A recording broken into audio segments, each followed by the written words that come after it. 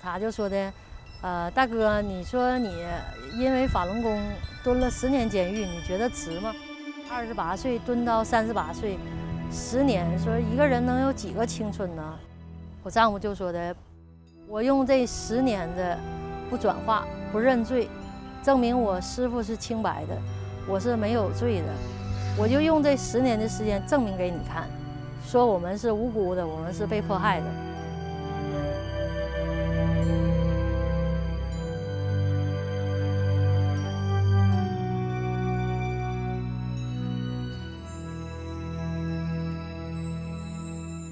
开庭的时候，我的家里人也去了。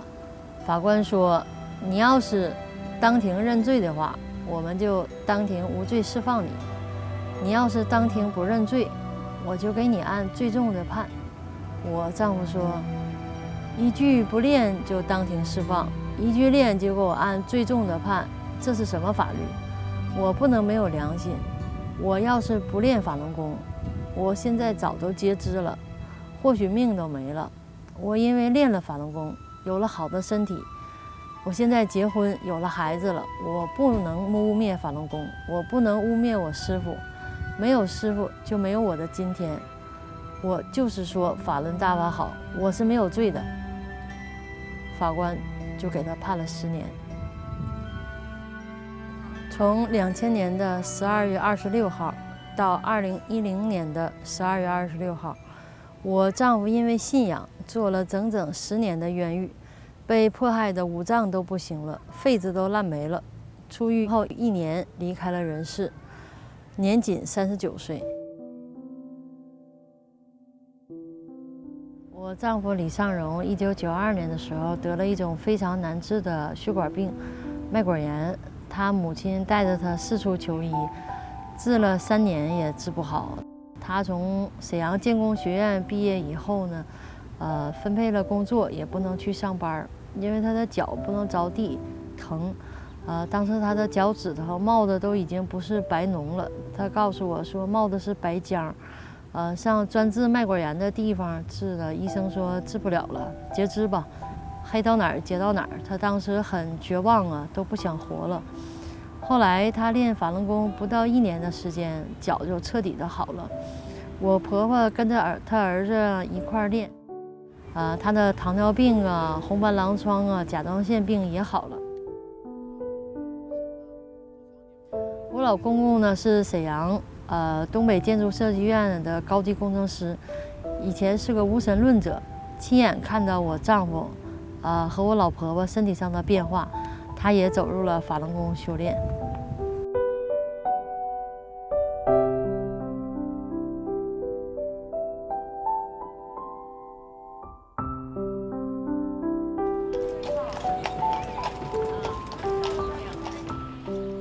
他叫何鑫，辽宁沈阳人。1年前，他和15岁的儿子李洪祥作为联合国难民来到美国费城，是到这个城市落脚的新移民。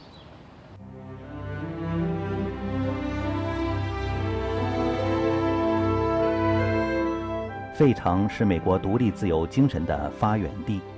300多年前，一位名叫威廉潘的英国贵族，因为他信仰的教派在欧洲受到迫害，他和教友们来到这片土地，创建了这座城市，将其命名为费城，意思是兄弟友爱之城。后人把威廉潘的雕像树立在费城市议会的楼顶之上，他每天都在俯瞰这个他建造的城市，让每个生活在这里的人都享有信仰自由。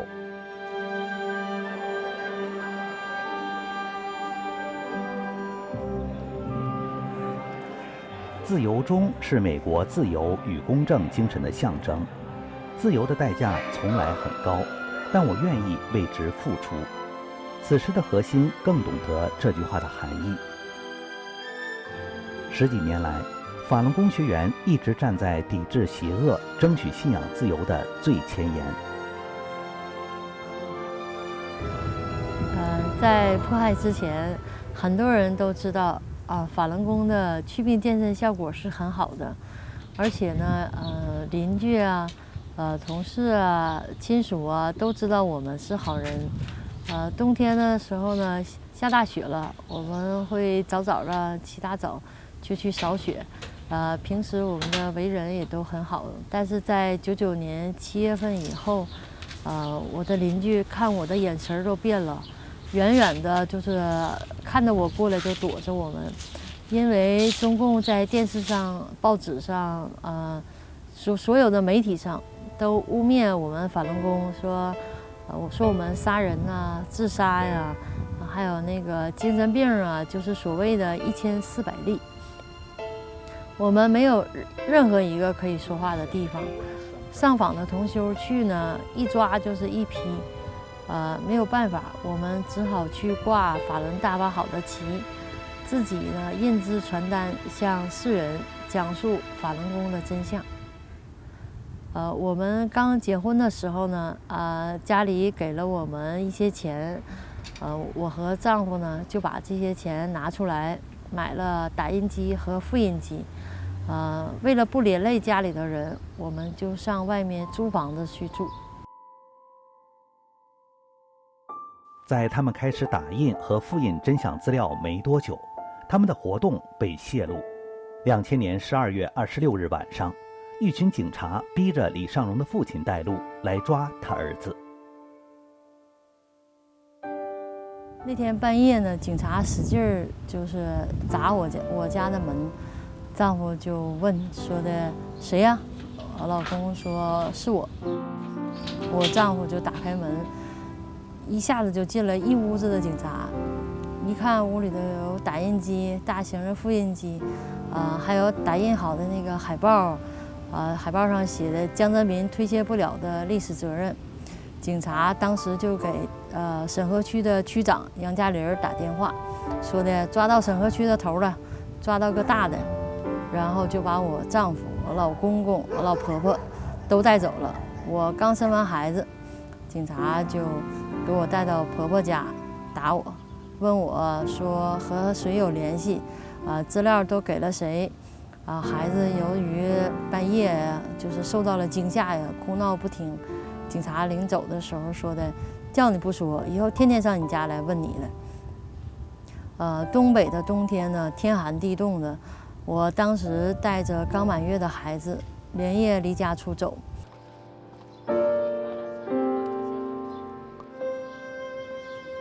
李尚荣生前是这样记述当时发生的事情。我爸爸是这样写的：2000年12月26日晚，以杨嘉林为首的10多个警察对我家进行了非法查抄，抄走2批箱大法书籍、电脑、打印机、复印机、真相传单以及和大法有关的一切物品，价值2万多元，没出任何手续。当时我和父母被带到南塔派出所，遭到杨嘉林、刘军、金岩、雷伟等，还有其他警察姓名不详。警察非法审讯，妻子被带到父母家。为了避免被迫害，妻子连夜带着孩子流离失所了。当时外面天寒地冻，我则被关押到东陵区看守所。在那儿，我因为正常练功被管教殴打，并密板7天，带脚镣固定板上，再把手铐套在脚镣上，生活不能自理。后又带脚镣108天，在那里由于长期坐板，不见阳光，潮湿，缺乏营养，我患上了疥疮，皮破肉烂，全身奇痒，如坐针毡。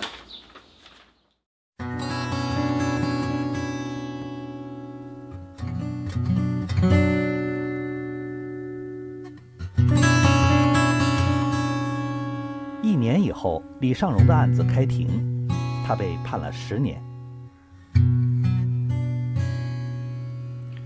2005年6月，李尚荣在瓦房店监狱关押期间，何鑫带着4岁多的儿子去看他，结果警察以所谓网上通缉犯的名义，把何鑫也抓起来了。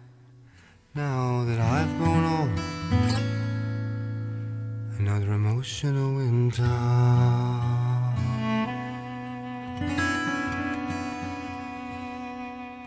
因为何欣制作了3幅法轮大法好的横幅，后来沈阳市沈河区法院以此为由，将他判刑3年。李尚荣和何欣都被判刑入狱，4岁半的孩子没有了父母。小李洪祥在外婆、奶奶、姨奶奶、舅舅、叔叔等亲戚家都住过，幼儿园转了10来个。妈妈被非法关押的时候，有段时间每个月有1个星期四，姥姥都带我去监狱看妈妈。姥姥跟老师说我生病了，时间长了。老师就问我，你为什么老是星期四生病，第2天就好？我也没有回答。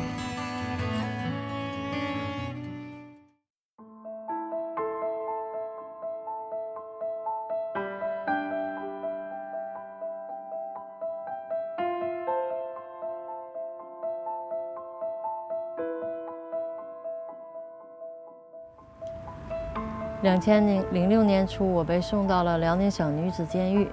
警察指使犯人把我的被褥全部划开，把我的衣服没收，然后送到那个监舍的那个小黑屋强制转化，之后又送到监区做奴工。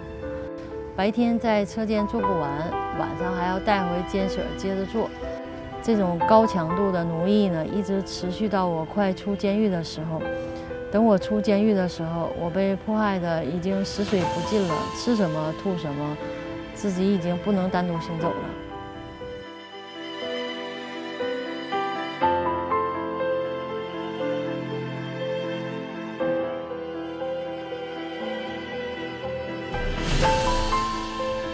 那时候我公公李永登、婆婆高晓兰被劳教所迫害的生活不能自理。保卫就医后送回家，2个人都拄着拐棍儿。我婆婆呢，原来有糖尿病，练法轮功后好了。劳教所不准她练功呢，糖尿病又犯了。回家以后呢，通过练功基本上都恢复了。警察又来家威胁，说的你已经好了，你再给你抓回来，再接着回劳教所。06年的时候，我被判刑不到1年，我婆婆就去世了。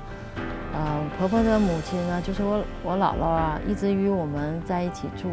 在经历了白发人送黑发人的痛苦后，姥姥也离开了人世。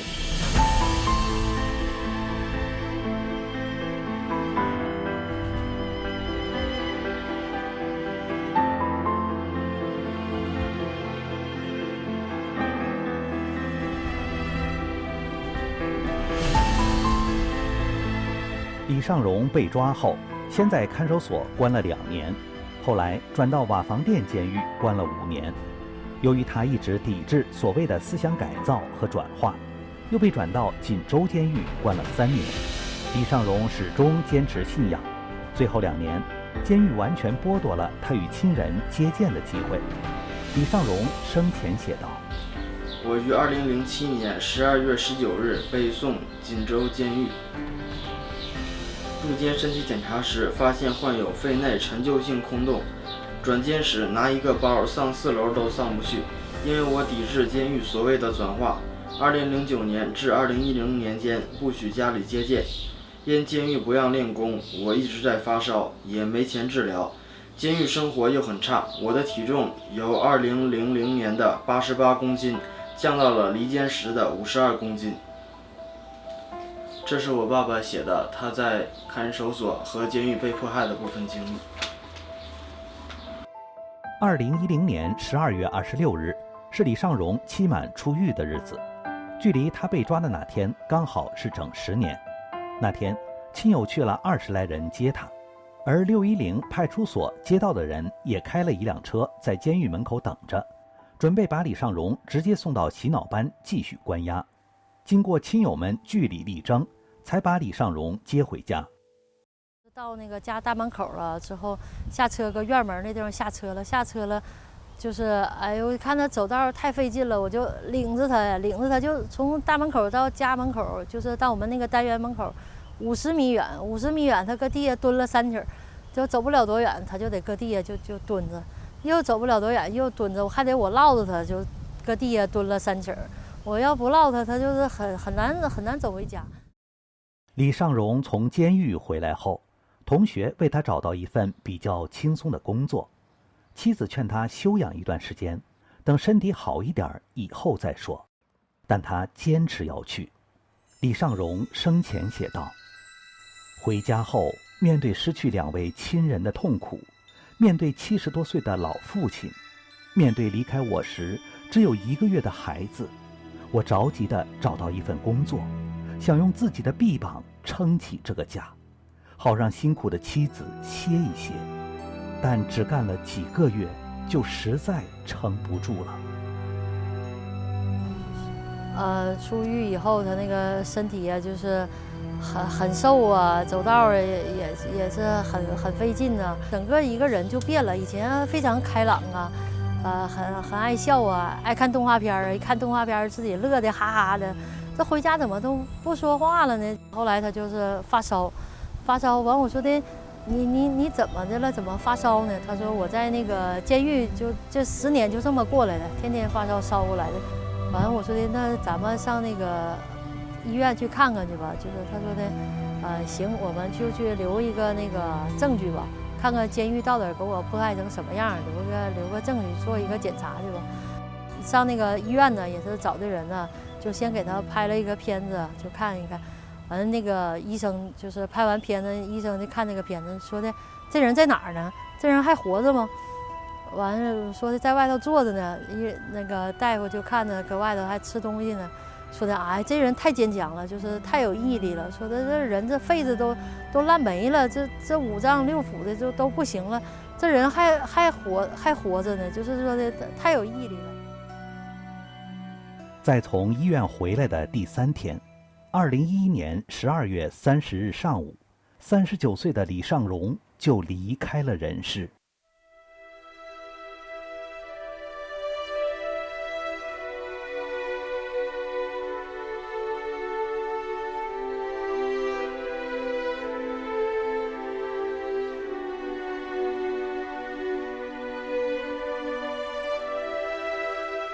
走了之后完事儿，我就非常难过嘛，我就觉得10年就是太累了，就是平时喘气儿啊，就是都喘得很费劲啊，就是经常喘气儿，要深深的深吸气啊，就是那么喘。我妈说你咋的了？你怎么就是总是这么喘气儿呢？过后我就想，可能是压力太大了吧。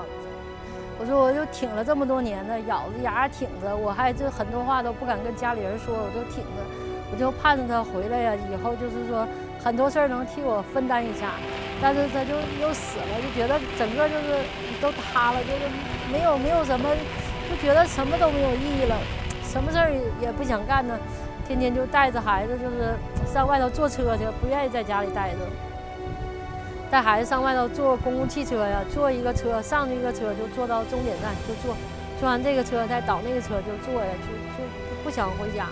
就是回家就怕看到家里那些东西，心里头就是心难受吧。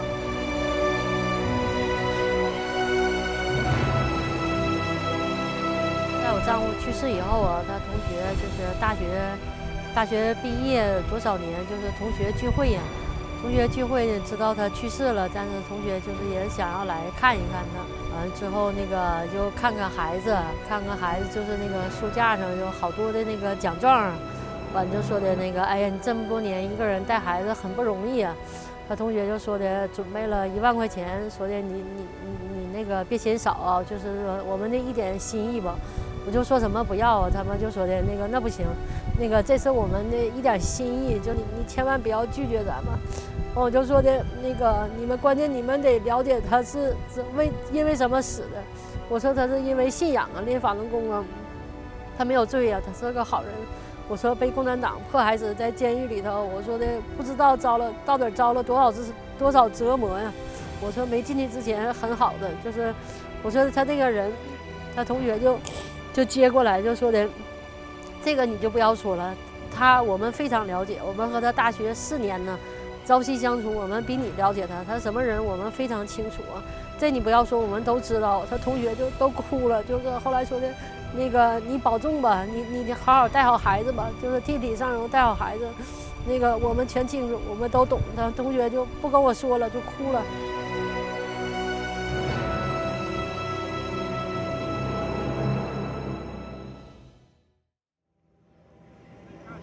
今天，在这喧嚣伴着落日散尽，天与地都融归于苍穹的时刻，我们再次聚集在这象征着自由、希望与人权的凌晨纪念堂前，悼念那些为坚守自己的信仰与良心，维护真善人宇宙真理，被中共迫害致死的法轮大法弟子。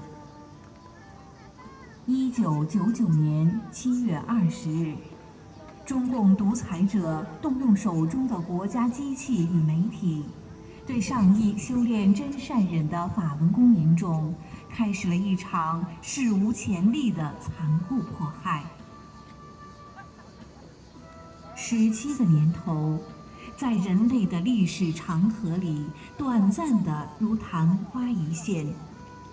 17个酷暑寒冬，于苍茫的人生旅程中，却是一代人的时光。17年来，每年720的前后，夕阳西落，夜幕低垂，美国首都华盛顿肃静中燃起一片片烛光，一群群信仰真善忍的修炼者比邻而坐，手持烛光，悼念那些被邪恶迫害、失去生命的法轮功英灵。此时，手中的蜡烛滴滴似泪，讲述着这场人类历史上对正信最残酷、对善良最邪恶的迫害。